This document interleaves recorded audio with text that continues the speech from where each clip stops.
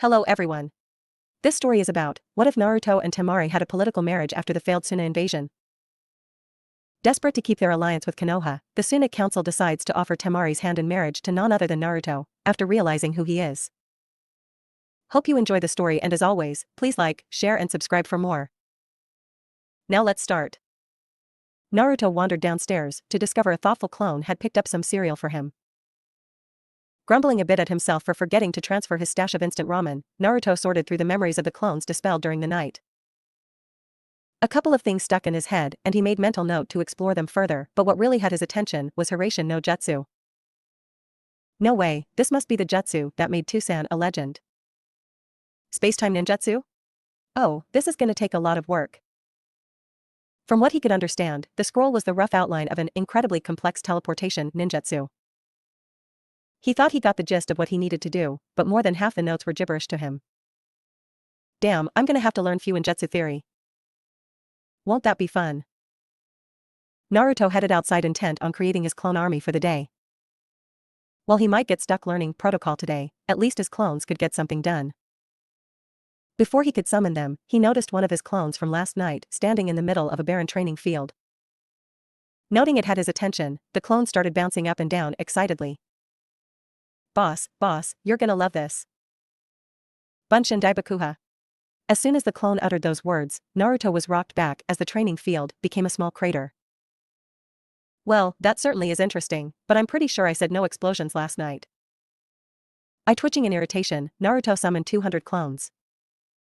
Alright guys, form up in groups of 20. Once the clones formed rank, Naruto began handing them their assignments for the day.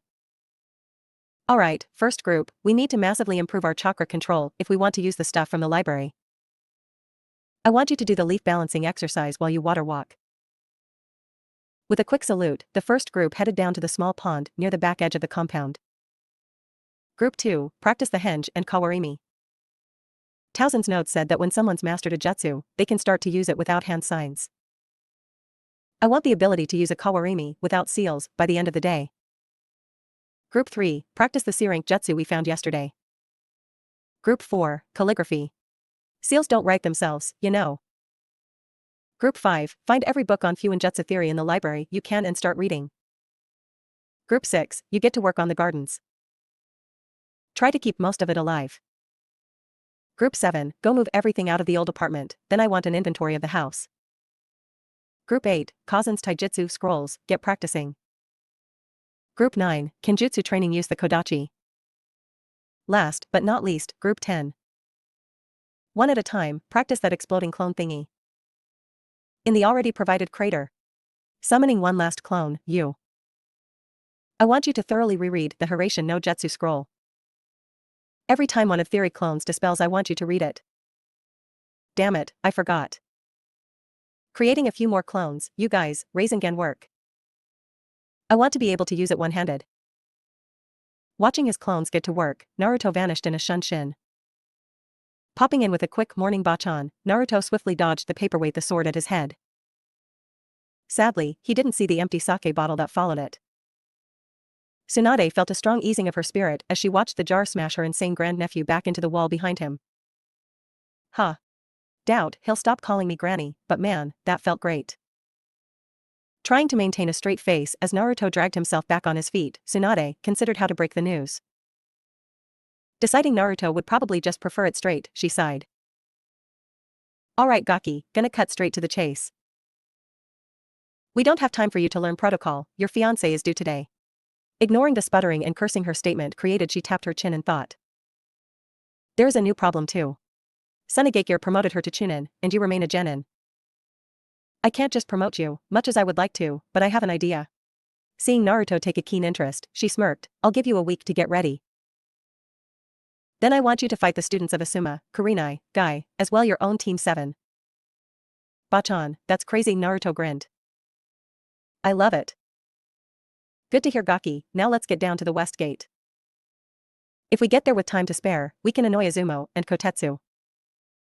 Temari was sick of riding in the carriage circumstances had forced upon her. She'd argued long and hard that she was still a Chunin and she could walk, but Baki had maintained that they had to follow tradition, and traditionally, brides rode in the carriage.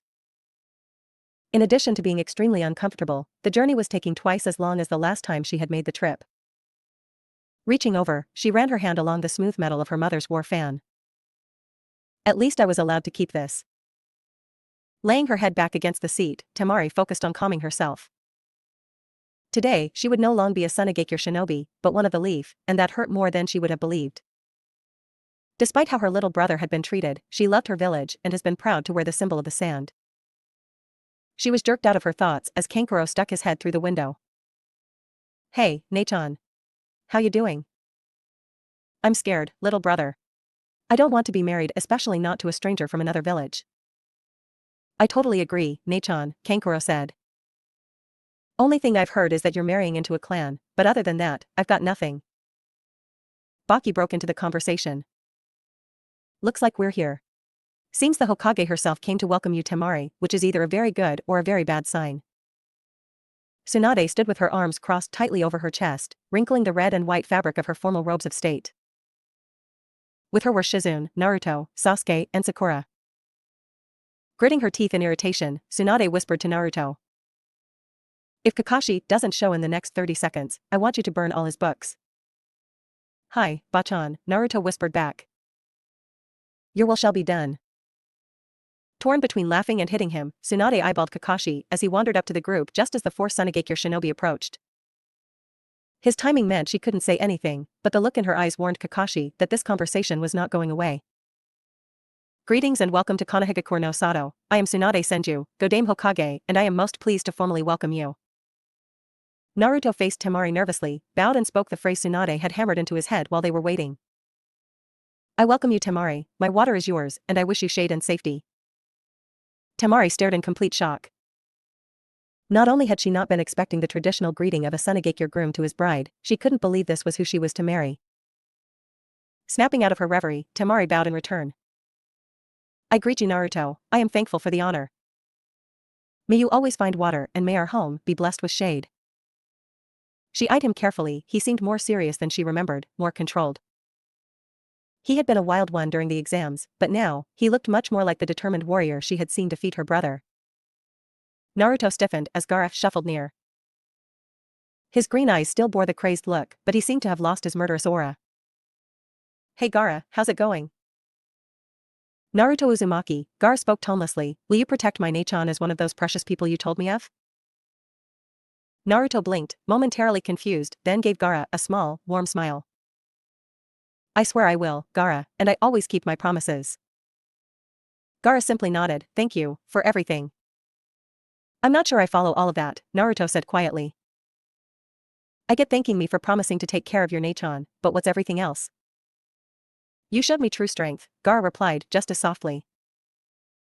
I have chosen to follow your path. I will protect those precious to me. I'm happy for you. Naruto smiled. Has it been hard? It is both harder and easier as time goes by. Ignoring the beast causes him to rage, but my mind is clearer. It's hard to describe. I understand, was all Naruto had to say. Most watching were confused. Naruto had already confided in Tsunade, so her grin was completely genuine, but Shizune was left wondering what the story behind this was.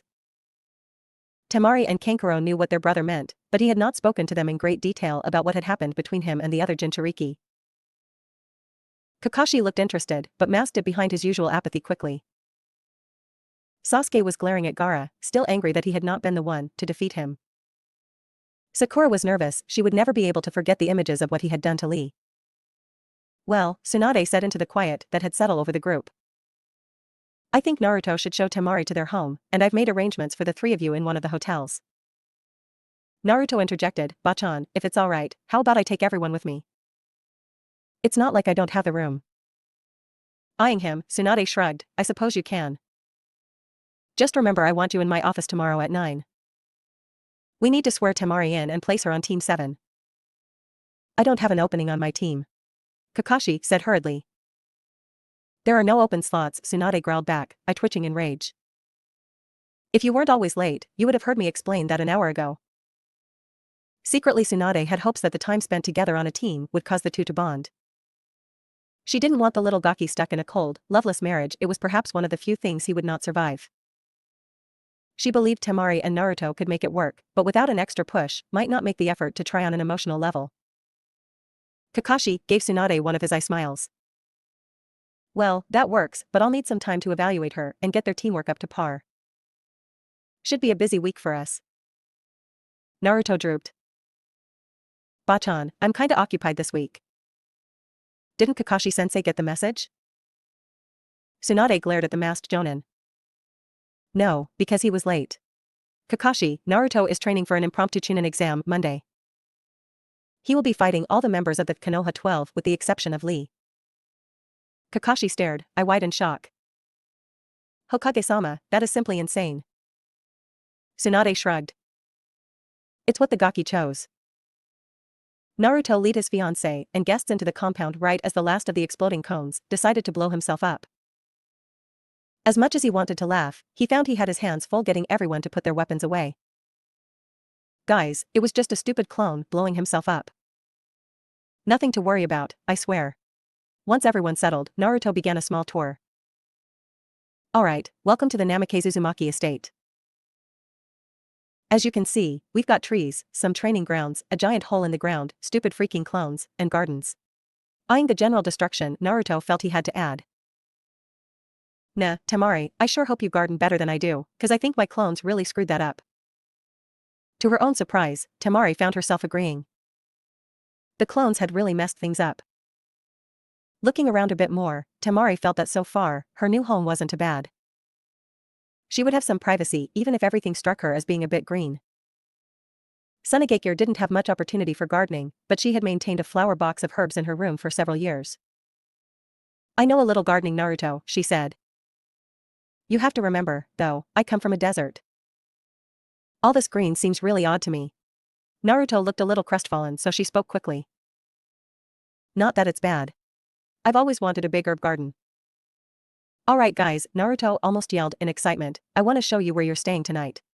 Leading everyone inside, he began to point out features of the house. Make yourselves comfortable in the sitting room. I'm not sure if everything works, but you're welcome to try out the television and kotatsu. The kitchen is through there, but it's not exactly stocked yet. There are plenty of rooms on the second floor, so take your pick, and if you want to train, the third floor is a practice room. He grabbed Temari gently by the wrist. Come on, I'll show you. As she was dragged up the stair, Temari had to admit that so far things weren't as bad as she had feared. The house really needed a woman's touch, but it was quite nice. She wasn't really sure what to make of her fiancé though. One moment he was hyper as hell, the next he was completely calm dealing with 4 spooked Sunagakure shinobi, one of whom was Gaara for Kami's sake. Honestly, he was a puzzle. Leading her to the bedrooms, Naruto pointed one out, this is yours, mine is the one right next to it. Temari was a tad confused. I get my own room? She was less confused and more concerned when he turned to her with a completely blank face. Temari, I'm sure you're even less thrilled about this than I am. I want to get to know you better and I hope that one day we'll be happy, but now, we're practically strangers. I thought it'd be best if we learned to trust each other naturally. Temari admitted to herself that she was impressed with his analysis of the situation. He had even brought up some points she hadn't thought of. In Sunagakure, it wasn't uncommon for a husband to demand his arranged wife be in his bed the evening of their marriage. And she had expected that behavior simply because she knew arranged marriages had nothing to do with whether or not two people loved or trusted one another. Thank you, Naruto, was her heartfelt response. Maybe this won't be so bad after all. Wanting to impress his guests, Naruto created a handful of clones and sent most off to read cookbooks and the rest to go grocery shopping. With time to kill, Naruto headed to one of the restored training fields to test what his clones had learned. Raising his hand, he was pleased to see a half-formed Rasengan. Definitely done by the end of the week, he thought with a smirk. Swapping places with a training dummy, he grinned. Sealless Kawarimi, check. He still had to use the ram sign for henge, but that was at least a major improvement. Wanting to kill 2 birds with 1 stone, Naruto created clones to test both his new kenjutsu and taijutsu skills. Both appeared to be his mother's, and even with just the day's training with them, the styles felt natural. Finishing the last clone off with a particularly vicious cut that bisected the clone from groin to shoulder, he cringed. Wow, men must have dreaded fighting Kazan. The first elemental jutsu his clones picked made him snort in exasperation. Apparently, he really loved irony. Suru no Jutsu, the same jutsu he had to save Kakashi-sensei from when they fought Zabuza. Trapping a clone in it, Naruto had to admit, the jutsu had its uses, but he would have to see about having enough water to use it. Moving on, he tried Daitapa. This one has potential. Watching the jutsu shred the trees he tested it on, he wondered if he had overloaded the jutsu. Rather than just blow things away, certain trees in the target area looked like they had been attacked with razors. Shrugging and filing that away for a different day, Naruto decided to test his last elemental jutsu. Remembering his internal promise after the last time he had barbecued himself, Naruto created some clones and backed off. Gukkaku no Jutsu. And won't the team be ecstatic that I can use one of his jutsu? This time, the additional practice of the clones paid off, and rather than create giant explosions, Naruto only created the smaller explosions he wanted. Satisfied with his day, Naruto barely had the energy to flop face first on his bed before he fell asleep.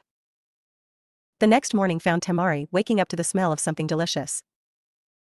Rubbing the sleep out of her eyes, she wandered down to the kitchen in her panties and a large t-shirt, forgetting that she was not back in Sunagakure. Yawning and stretching, she grunted a morning to the shape at the stove. When she didn't get a response, she looked more fully at the figure making breakfast and felt herself freeze. It was Naruto, staring back with wide eyes, in just a pair of shorts. She thought the age difference would bother her, but he looked a bit older. Between that and his new behavior, she could easily forget she had several years on him. He's actually pretty cute. Naruto, for his part, had totally forgotten the omelette he was making as he stared at Temari. He might even owe Erosen a small apology. Certainly this was worth seeing. With her hair down, sleep tousled and framing her face, Naruto came to the sudden realization that he might just have gotten a really good deal with this marriage after all. They might have continued staring at each other for a while, except Kankuro had walked in and immediately burst into loud guffaws. Yo, Naruto, the omelette seems kinda black and smoky. Nei-chan, you might want to go put on some pants before he burns down the house. Temari glanced down and let out a girlish shriek as she ran back to her room, mercifully unaware that Naruto's gaze followed her retreat closely. Kankuro, watching him, and seeing the blush on his face, began to laugh until Naruto flung a kitchen knife into the wall next to his head. Raising his hands in wordless apology, he decided to help out and set the table while Naruto disposed of the charred omelet. Kid, she's your fiancée, you're allowed to look, you know, he said, trying hard not to laugh. He was getting a stitch beneath his ribs. Rolling his eyes in irritation, Naruto shot back, gee, I'm gonna take relationship advice from the guy that wears makeup. It's war paint. It intimidates enemies, Runt and infuriated Kankuro responded. What kind of shinobi is intimidated by makeup, Jidai? Naruto mocked back. With a completely nonplussed expression, Kankuro calmly stated, I don't think you can actually call me that, since I'm older. With a foxy grin, Naruto was prepared to return fire before he was interrupted. Would you assholes just shut up? Temari snapped as she reappeared, pulling her hair into her usual pigtails. Kankuro, knowing his sister's usual reaction to being embarrassed, was able to dodge when she swung her fan at him. Naruto, however, was unaware of his danger until the large iron fan connected with his head. Slamming into the wall, a scene very reminiscent of Jiraiya and Tsunade, Kankuro began to laugh when he heard the dazed boy murmur, wow, I think I'm in love. After some brief first aid, where Temari wrapped his injury while Kankuro laughed and even Gaara appeared to smile, Naruto and his guest stood in front of Tsunade in her office. Deciding it would be in everyone's best interest to gloss over the partial mummification of the groom-to-be, she approached Temari. Nervously maintaining eye contact with the elder Kunoichi, Temari barely heard what was said to her until the end. Do you swear on the will of fire and your own honor allegiance to Konohagakure?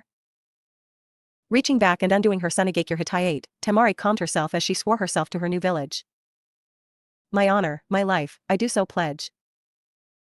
With a nod, Tsunade turned and stamped the registration sitting behind her on the desk. Pulling out a leaf Hitayate, she passed both items to the younger blonde.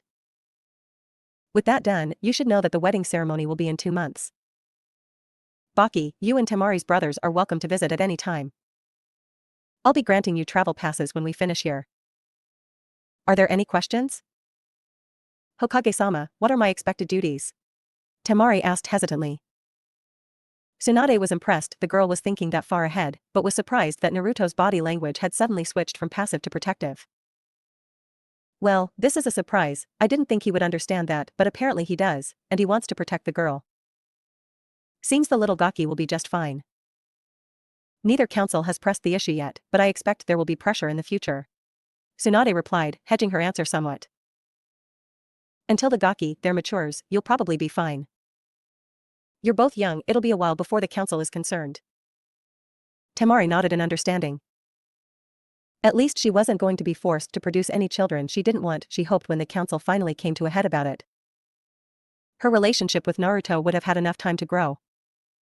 She stiffened in shock when she felt Naruto grab her hand and gently squeeze in support. Well, it seems he understands as well and agrees with me. I guess I really could have done a lot worse. Neither teen noticed that everyone else in the room noticed the little byplay. Everyone in the room wanted only the best for the two, and they were relieved that things seemed to be going well so far. Temari, since your brothers are leaving tomorrow, why don't you go spend the day together? Naruto offered with a warm smile. Temari couldn't help but return the smile, such a warm heart this kid had.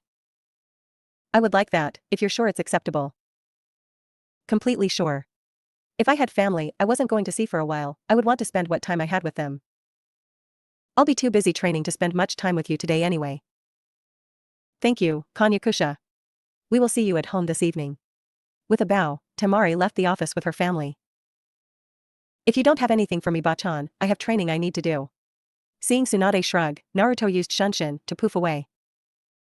The past week had been fruitful for Naruto. Constant brawls with his clones in the trees and on the pond had drastically increased not only his chakra control, but his new taijutsu and kenjutsu styles. While far from mastered, both styles felt natural to him. He figured they were probably both at least mid-chunin, but he seemed to have hit a plateau with both. Probably need a real instructor to get better. Shrugging it off, he couldn't help but smile. He might not know many jutsu, but those he knew, he had mastered, or in the case of the Rasengan, almost mastered. He could do it one-handed now, but it still took him a few seconds more to form it than Erosenin.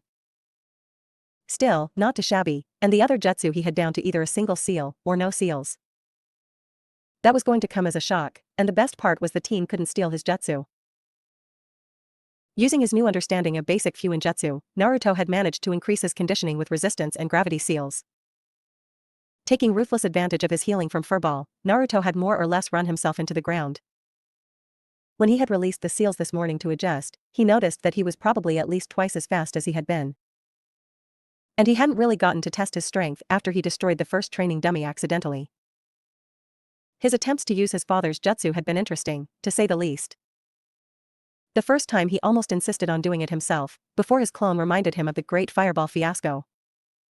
Are clones supposed to be sarcastic? Still, he'd ended up being grateful after the first clone launched himself 300 feet in the air. How the hell did Tusan survive, creating this jutsu? Undeterred, Naruto had continued expending clones, and soon enough, the survival rate began to succeed the deaths. Eventually, the clones were surviving every attempt and Naruto had decided it was time to try himself. Focusing his chakra, Naruto searched for the beacon on the kunai. Feeling a faint pull, Naruto did the internal chakra manipulations from the scroll. With a flash of yellow, and how the hell did I see that anyway, he thought, Naruto found himself standing next to his target kunai. Naruto allowed himself a short childish victory dance, then settled down. Time to practice. Practice had reduced the time he needed to attune to a beacon, but it still took several seconds. Naruto was not about to complain though, a couple seconds to cross most any distance was not a bad trade-off.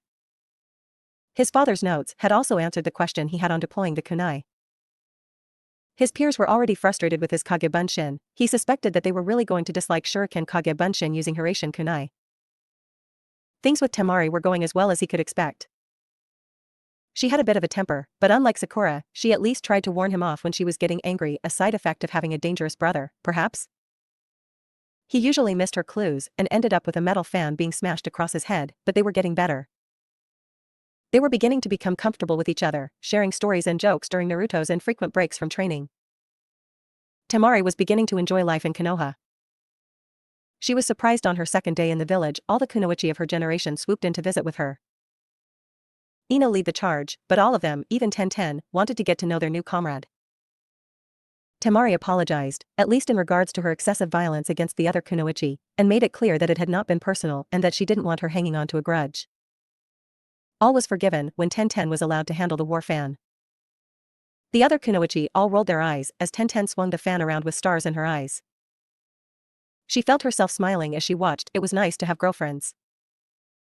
Being both a kunoichi and the child of the Kazekage had put her at a distance from everyone else. In the leaf, she was at the same level as everyone else, and she found the sensation of finally being equal surprisingly relaxing.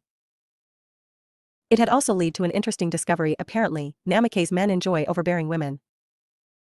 Tsunade had told her several stories of her mother-in-law and her legendary temper.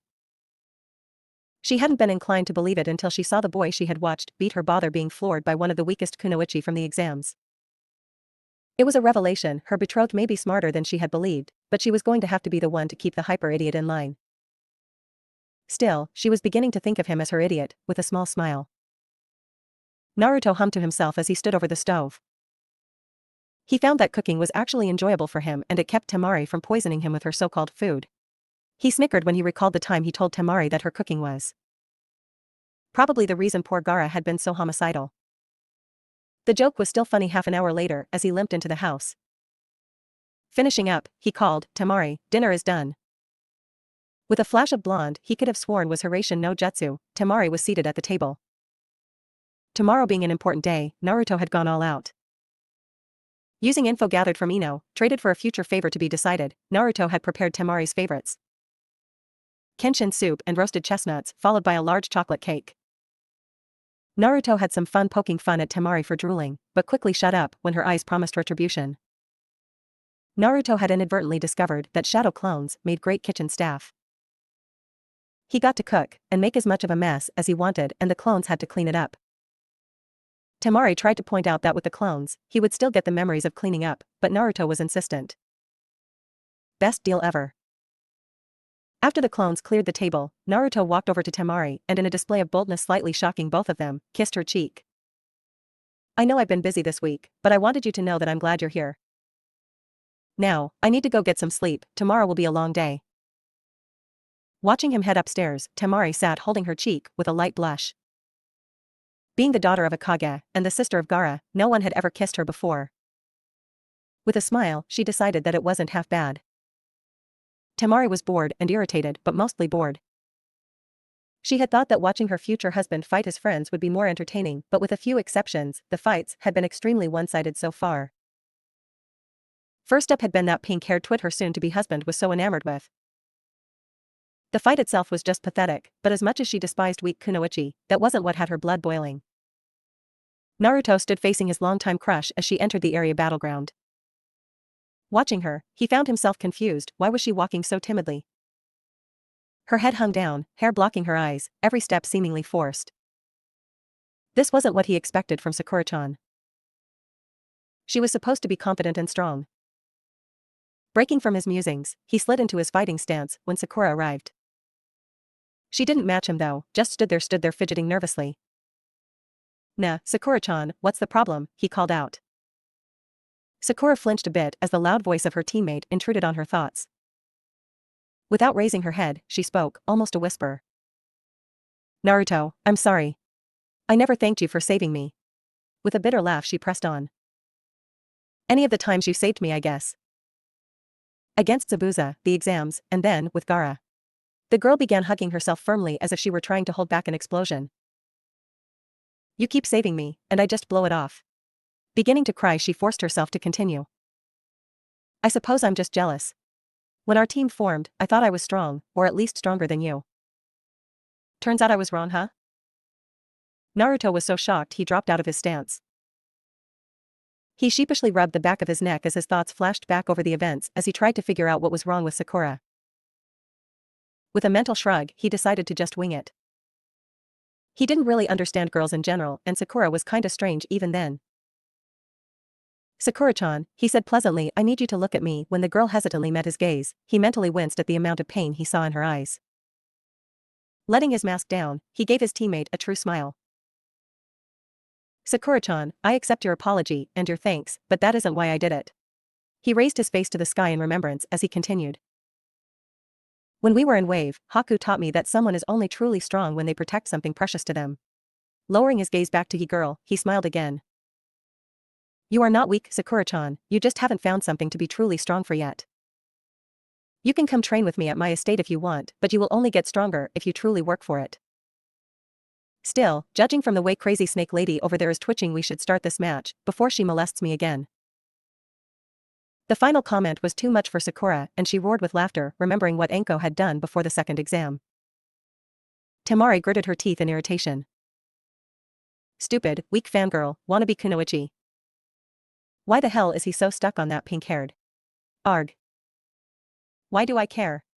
Deciding she didn't really want to continue thinking about it, Temari went back to musing over the matches.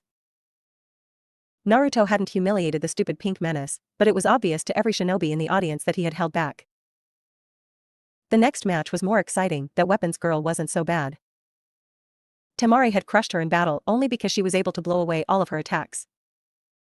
Once Naruto got in close, however, it was over. The next match had caused Temari to both laugh and palm her face. Shikamaru was possibly the laziest person she had ever met, but he was skilled. Too bad for him that Naruto was simply unpredictable, had refused to play along with the stall tactics. At the beginning of the match, Shikamaru had caught him with his cage main, and in response Naruto had created a few dozen Kage Bunshin without using any seals. Something that had caused a collective gasp of disbelief in the audience, and ordered them to take Shikamaru out. Shikamaru's response was fairly typical, he muttered, "How troublesome," and gave up. Not surprising to anyone that knew him, but what irked Temari was that in her match, she had gotten tied up playing along with the shadow user's little game instead of just overpowering him. Temari had to save the dog boy in the next match. Something in the pre-match banter had caused Naruto to fix a maniacal smile on his face as he pulled out a kunai and began wrapping an exploding tag around it. Blanching at the memory of what he had done to her brother, Temari whipped her fan out and floated to the arena floor. Landing between the mutt and her betrothed, Temari placed her hands on her hips and said one word. No. Ah, come on Temari-chan, Naruto whined. No, you are not going to use that technique ever again. Pouting, Naruto put the kunai up after stripping off the exploding tag. Satisfied, Temari turned to leave, only to be stopped by Anko. You know, you aren't supposed to be down here. Arching an eyebrow at her, Temari continued to leave. I was saving Dog Boy from a fate worse than death, you know. I know what he was gonna do with that, and I never want to see it again. Oh, Anko replied with her trademark insane grin, what was he gonna do? With a shudder, Temari replayed the events of Gaara's fight with Naruto in her head. He was gonna shove that kunai up the mutt's butt. Something about 1,000 years of pain and Kakashi-sensei's teachings, or something. I'm still trying to forget it. In the stands, Kakashi tried to hide behind his book as he felt everyone turn and face him. What?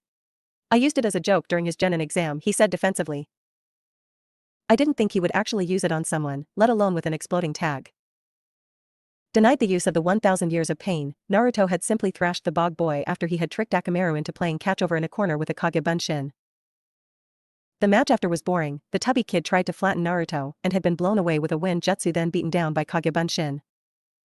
The quiet bug kid had been next, but had forfeited when Naruto had summoned several toads. Temari hadn't heard all the conversation between the two but caught Naruto apologizing and something about Shino being too dangerous to take head-on. Shaking her head, Temari glanced at the woman sitting next to her. She was still trying to come to terms with the fact that she was sitting next to the Lady Tsunade. She wasn't blind, she could see that the woman had some problems. But she was sitting next to the most powerful kunoichi in the elemental lands, and to make it even more surreal, the woman viewed her as her daughter-in-law. Temari was amazed to learn that Tsunade viewed Naruto as something like a cross between son and grandson. She had been extremely alarmed when threatened by the older woman about what she would do if Temari ever hurt her new husband. She shuddered as she remembered the boulder that had accidentally exploded. Turning back to the current fight, Temari sighed and pinched the bridge of her nose to fight back what she believed to be the beginning of a migraine. Who the hell actually gives their opponent a pep talk in the middle of a fight? Sure, he was fighting that weird Hyuga girl who had a crush on him, but still, a pep talk. I suppose it's a good thing he is so oblivious to it. The last thing I need is competition. I mean, it is a political marriage, and we aren't expected to be happy, but if he gets it in his head he can have an affair, it'll destroy everything. He doesn't exactly seem the type, but a lot of people don't. Temari was pulled from her thoughts as she watched Naruto play Bunshin Daibakuha Pong with his next opponent. Poor Niji was using his Katen repeatedly, but eventually he ran out of chakra and was blown into the air. Naruto, being Naruto though, caught him as he fell and carefully laid him on the ground. Sorry Niji, but after our last fight, I doubted you would hold back and you're way better at taijutsu than I am. With a groan, Niji placed an arm over his eyes as he waited for the menin to arrive. I understand Naruto-san, but that was a most unpleasant experience. You should know that I am looking forward to a rematch in the future. Niji had a small smirk. Preferably without explosive clones, please. Naruto noticed Guy and Lee arriving and a truly wicked smile appeared on his face. It's a shame Niji, it seems that you might require more youth for our rematch. As Guy and Lee began their usual youth rants and declared that they would stoke Niji's youthful flames, Naruto broke down and laughed at the sheer horror on Niji's face. Ignoring the caustic glare being sent his way, Naruto decided to rub a bit more salt into the wound. Have a youthful recovery Niji, he cheered. He was totally floored when the ever-stoic, unflappable Niji flipped him the bird. Naruto's blood began to boil as Sasuke strolled across the arena floor, to the cheers of the civilians of the crowd. Yes, Naruto thought viciously, the last loyal Uchiha has come to beat the demon boy. Not happening. Sasuke, for his part, was more excited than he had been for some time. He was finally getting his fight with the dobe. He wasn't sure when he had begun to view Naruto as his rival, but rival he was. Now he had another reason to be interested in Naruto, that man was after him, and sooner or later, he would be able to take his revenge. Dobe, you ready? Absolutely team, absolutely. Anko turned to face the crowd, 9th match Uzumaki Naruto versus Uchiha Sasuke. How'd you aim? The boys rushed forward in a flurry of taijutsu. Naruto dodged the first punch only to be caught by the backhand counter. Shrugging off the blow, he spun and drove his elbow into Sasuke's stomach, following through with a vicious will kick that knocked Sasuke back several feet. For several minutes the two stalemated, Sasuke's superior skill countered by Naruto's ability to shrug off the pain long enough to land punishing blows. Sasuke was getting frustrated, he couldn't copy Naruto's style, because there were no set patterns. No set patterns also meant that he couldn't predict what attack would be coming. It wasn't perfect, but he could see some of the attacks shortly before they landed, yet somehow or another the dobe had learned a style that seemed to just flow. He also had to deal with the fact that Naruto was forcing counterattacks straight through his defense, and the body shots were starting to wear him down. Jumping back, he flashed through the seal's katan, Gakakyu no Jutsu. Naruto sighed as the fireball flew towards his head. Hurriedly raising his hand to his mouth in the tiger seal, he spat out an even larger fireball than the one that was incoming. The two fireballs collided in a massive explosion, forcing both boys to kawarimi to avoid being roasted. Dobe. What the hell was that? Sasuke roared. How the hell are you so proficient at using a Uchiha Katan Jutsu? It's easy team. A truly mastered jutsu requires far fewer seals. There are some jutsu that when mastered, need no seals to use. As for how I know Gakakyu, I've seen you use it, and figured it out on my own. Seeing the infuriated expression on Sasuke's face, he smirked. What's the matter team? You don't like people copying you? Far too angry to realize he was being baited, Sasuke rushed forward to pound the dobe into the ground, only to find himself surrounded by several dozen black and orange-clad shinobi.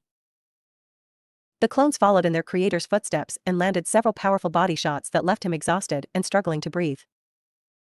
Hey team, check this out Kunai Kage Bunshin no Jutsu. He snapped his head up and to his horror he saw literally thousands of strange three-pronged kunai headed in his direction. Whipping out a kunai, he dodged and deflected as many as he could, and to his relief most of the massive barrage missed him, lodging themselves into the ground around him. TCH, Dobe, your aim sucks.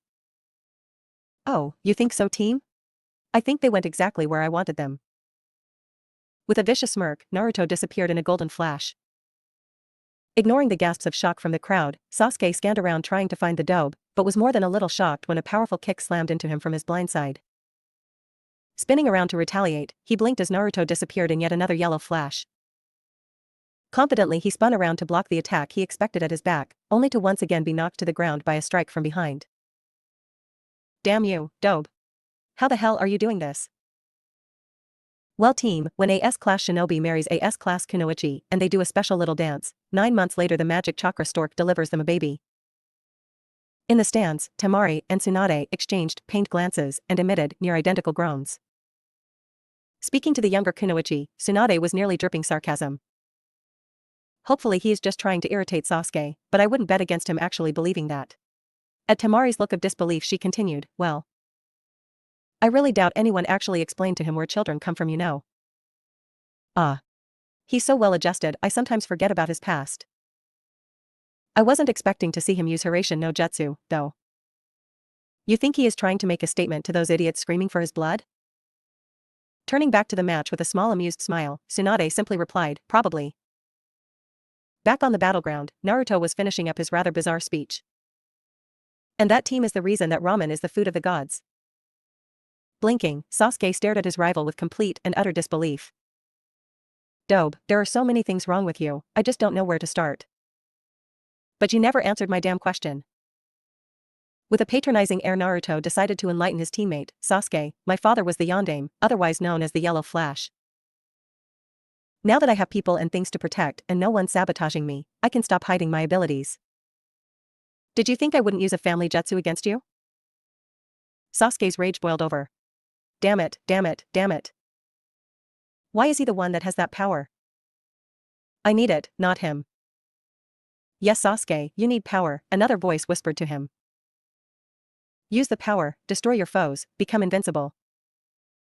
Naruto backed off when Sasuke exploded with a foul chakra as the curse mark spread across the boy's body. Ah, come on, Sasuke, who the hell uses something in S-class criminal implants on their body? He complained. Faster than Anko could stop him, Sasuke raced forward, Chidori cracking in hand. Fine, be that way, team. Naruto used Kawarimi to swap places with a clone right as Sasuke rammed the Chidori through his chest. Hey team, Bunshin Daibakuha.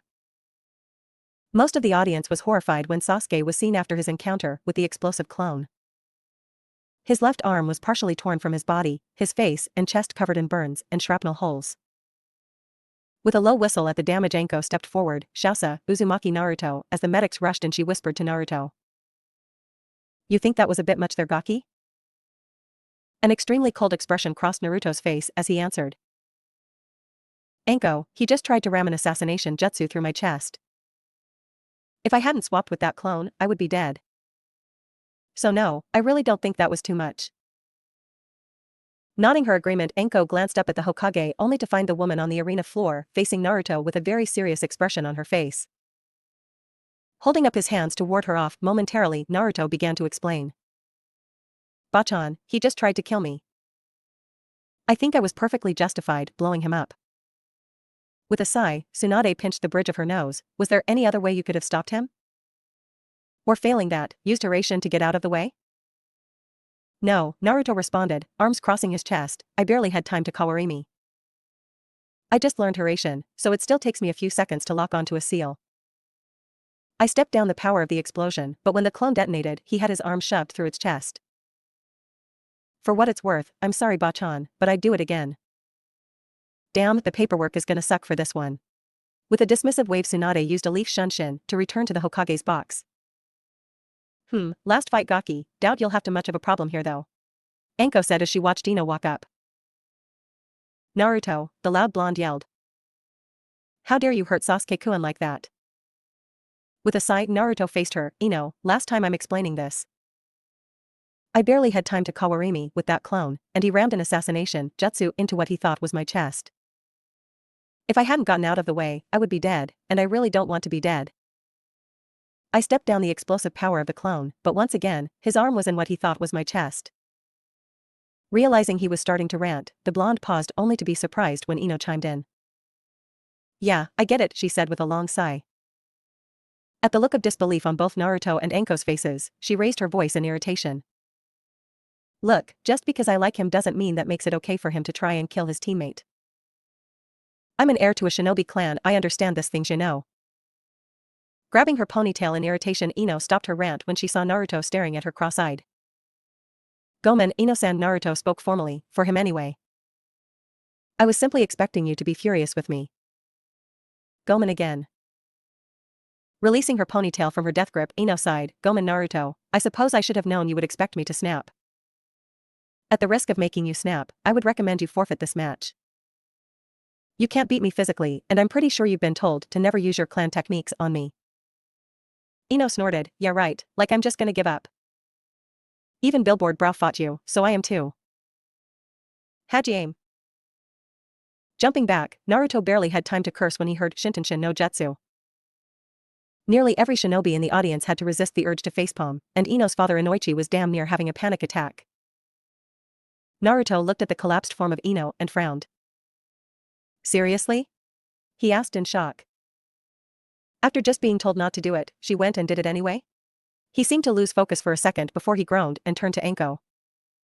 Call the match so I can go save her please, the fuzzball is laughing and that just can't be good.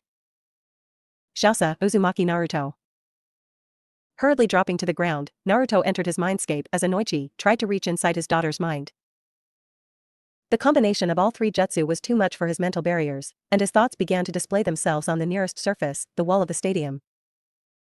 Rushing through the sewer towards the cage holding Kyubi, Naruto cursed under his breath when he heard Ino scream followed by laughter from his prisoner. When the cage came into view, it was all he could do to not rip his hair out in frustration. Ino was in the cage. Ino was in the cage, with the fox. This was not good on several levels. Currently, the fox was amusing himself by suspending the poor girl with his tails, snapping his jaws at her. Noticing Naruto's arrival, the fox turned and gave him a truly terrifying smile. Well, the warden comes to visit his prisoner. I should thank you for this delightful morsel here. I haven't had this much fun in, I'd say 13 years.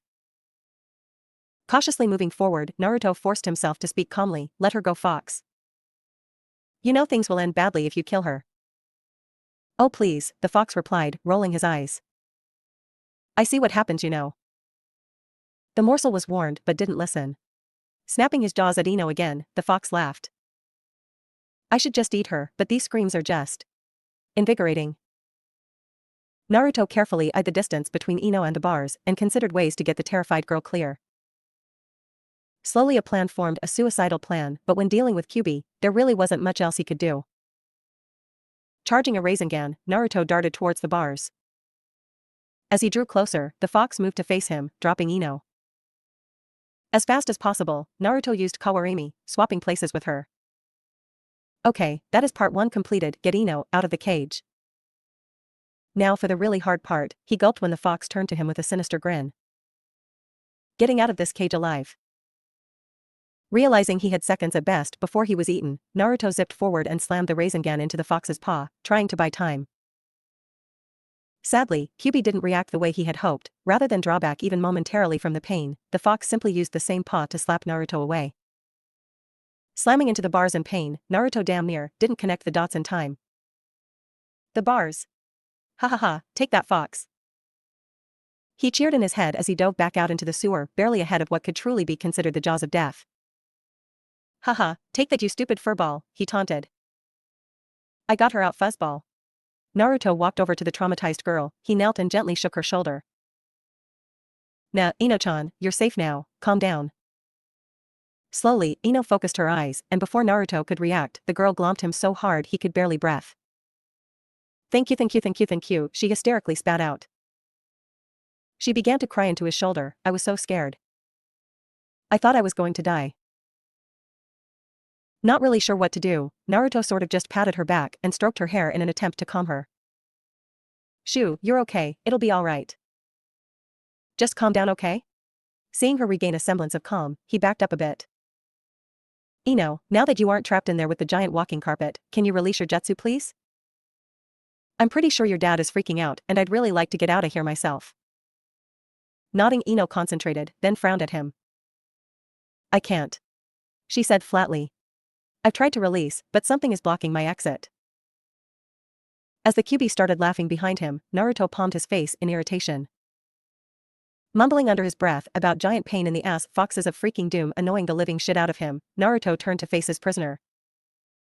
The rather terrifying grin, wow, those are some really big teeth, being bestowed upon him was not calming at all. Let her go fox, he managed to grind out through his clenched teeth. I don't think so Ninjen, Kyubi sneered. I'm rather curious how long her body will survive with her soul stuck in here. It should be highly entertaining. Stifling a curse, Naruto asked Ino the first thing on his mind.